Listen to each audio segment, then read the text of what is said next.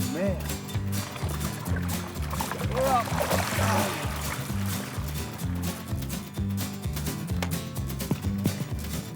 Oh.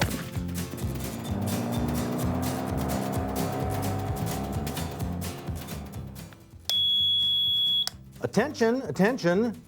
Time for you sportsmen to tune in and stay right on this channel. I have a lot of practical ideas for you coming up on the outdoors. We're going to talk about some things, well, that people have practical tips on to do with ice fishing.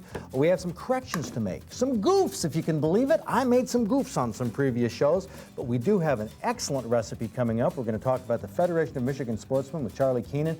We've got all kinds of things coming your way, so stay tuned. I'm Fred Trost. It's time for some practical tips and a few corrections here on the Practical Sportsman. It's deeper here. So how are you going to mark it? I have a little bobber. You showed the guy uses a match. Yeah. What do you use a little bobber? I just use a little small bobber. It's a little easier to see, a little more visible looking down in the hole. If you can see if the fish had taken any line or the minnow just set it off. So you want to be about a foot off the bottom? Yeah, I'm going to be right about a foot off the bottom. How big of a minnow do you want? About 4 or 5 inches. Okay, I got one right here coming up. Okay. There we go. Nice sucker minnow. Now you hook it behind the dorsal fin. Yeah. Now Doug hooked his in front of the dorsal. Yeah, I guess, yeah. Everybody has their own. I'm still trying to perfect this, so if he catches a fish, we'll switch it in front of the dorsal. Okay, so you're going to go down to the bobber. And we're just, this is where the water level was from the bottom. And we're just going to move her down a foot, foot and a half. And that little bobber, of course, with the weight, that little bobber will go right down. It won't, the buoyancy won't be worth much. Right. I'll bring the bobber right up to the spool as a marker here. And set this polar. Now you have another invention. We're talking a practical show here. This is the lid off of a what? Just a lid off a 5-gallon pail. Uh-huh. All I did was paint it black, and this is another good idea for a day like today where we got snow blowing. It helps keep the hole from getting snow blown in there, ice maybe kicked in from people walking by. So it's split. Yeah, so, all I did was drill a small hole in here and split it. Oops, fish on. Okay. And you just slide the tip in the middle there. Okay, that's pretty cool. And just, and then wind it up to where you want it. And set the tip up. How about that? The lid of a 5-gallon pail. Okay. Yeah. And that'll, I tell you, the snow keeps coming down. It's got to stop. Also, it's the black color on a bright sunny day, it'll heat up the temperature under the lid there and help your hole from freezing up if you do get a cold day. Also, a lot of times if you're fishing shallow water, 6 feet or less, like we are here, if it was a bright day, the sunlight would shine through the hole and kind of spook off some pike. So this is could be the minnow here. Whoa, instant excitement. It couldn't, this is not possible. Our luck cannot be that good. No, it's just the minnow there. It was the minnow? Yeah. So, can you make any adjustments on that to tighten something down so you don't get that?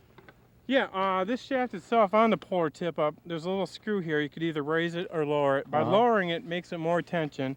Also, there is a notch. Yeah. John can see that here. If you set it under this setting here, it will make it a little more stronger for the fish to trip. Okay, so that's what we're going to want with this minnow. Right, right. He's a little more lively than I thought, so. So we'll put it under try there. It again. Okay. You know, you could say this is pretty cool, but it's downright cold, very frankly. There we go. Okay, so we set that polar under the notch, which is going to make it tougher for that minnow to pull. And go set your other conventional one. Okay, we'll get it close here too. Love those practical ideas. So many people have them. We like to put them on this show. Matt Radzilowski from Livonia is going to have plans for this little electronic device. You can make this for under $10, the components, buy them, and we're going to have the plans in the April-May issue of the Practical Sportsman magazine. Now I got to do a couple corrections. In our current magazine, on last week's show, that cream of partridge soup recipe, if you look in the magazine, it calls for 2 pounds of butter. Now, it's a typo. It looks right, but what it started out to be is TLBS, tablespoons. The T got dropped off. It got changed to pounds. Please, don't put 2 pounds of butter in there. It's supposed to be 2 tablespoons. Another correction we had in the December, January issue of the magazine, this practical deer feeder that Harry Reinfelder recommended. Now, he made it out of 4-inch pipe. Well, we had an improvement on that with some bigger pipe, some 6-inch pipe. However, right after we aired that show, a guy from Byron Center, Erwin Haybauer, sent me this photo of what's apparently a fawn that got its head stuck in a feeder like this. Erwin's note said, do not use 6-inch PVC pipe. It's too big. The deer get caught in it. Because of the chance of a freak accident like this, hey, I hereby endorse 4-inch feeders only. Wild rice is well, I wouldn't say it's the key ingredient to this recipe, but it's definitely not the normal white type of rice that most people are used to. This is wild rice for a wild rice salmon chowder. It uses potatoes, onions, some butter, a red pepper, I imagine for color, celery, flour, chicken stock oftentimes is used in these fish recipes, some whipping cream, fish stock, is that right, Carol? Yes, that's right. Okay, and here's what we have, which the outcome is this wild rice salmon chowder, which we already have dipped out into the bowls here. Now, Carol, it's Carol Wilcox from Hazlitt. Yes. And how did you get onto this recipe? I was fishing in Canada and came across some wild rice when we made a short trip down into Minnesota for the day. And adapting it for Michigan taste, added some salmon and mushrooms and pepper. Very different. Very different. I can't, I'm trying to figure out what flavor comes out. You know, it isn't a salmon flavor, it isn't a fishy flavor. No. But what confuses me is this scary looking jar. You said this is fish stock that you make? I mean, fish stock is fish juice.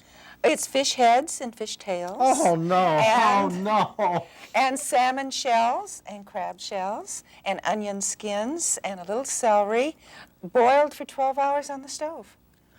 Still hungry? My golly, this sounds awful. But this is what you call fish stock. That is fish stock. That you keep in jars. How much of this is in this recipe? 2 of these jars is in that recipe. No. I don't know how it can taste so good. That's the flavor you can't identify. Is that what that is? Fish stock. Wow. So if you made this recipe without that fish stock. Right, it would taste like chicken soup. I imagine there's some people out there who are going to try this recipe, so it tastes like chicken soup. Now hold it. Let's go back to this. This still fascinates me. Fish heads. Yeah, salmon heads. Salmon heads. And tails with a little bit of meat left on the end. And when you have shrimp for dinner, you save the shells, and you put them into the stock pot. You save the stuff in the freezer, and as soon as you have enough of a collection to fill your pot, you pour water on top. And while I watch TV, on Thursday nights, when I watch The Practical Sportsman, I put my pot on the stove. And you strain this then when you're Then done. I strain it. That is the craziest thing. I would not have believed. You know, well, we have to go to the recipe, what she made here. And it is terrific. And if you say that fish stock gives it that flavor. Because, boy, I tell you, I've always steered away from recipes that call for fish heads and things like that. It just does not sound good, but it tastes great. The red pepper, I presume, is just in here for color? For color and a little sweetness. Wow. This is terribly unusual. Now, what do your friends say about this? I don't tell them what's in it. And this is their first indication.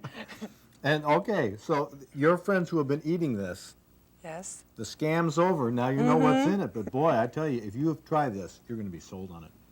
Carol Wilcox, you've opened up a new world here.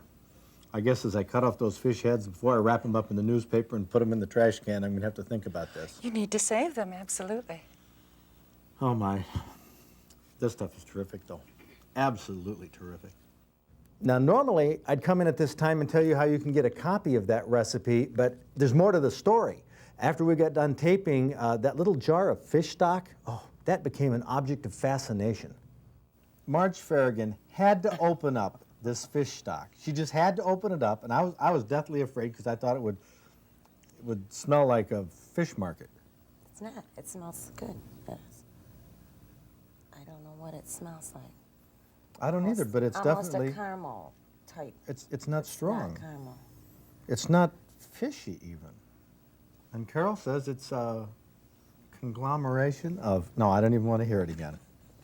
Fish heads, fish tails, Shrimp shells. shells, onion skins, crab shells.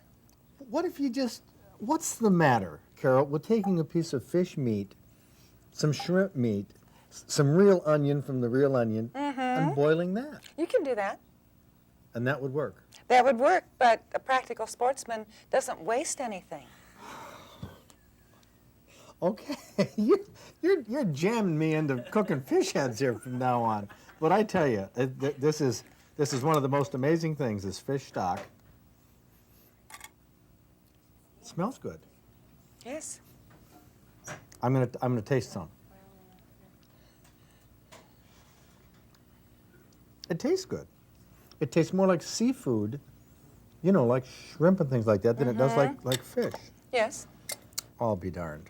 There's a whole new world opening up here on this fish stock. Your next camping trip. Cheers. Definitely practical. Carol Wilcox's recipe is sure you get outdoors. It's a great place to be. See you next week.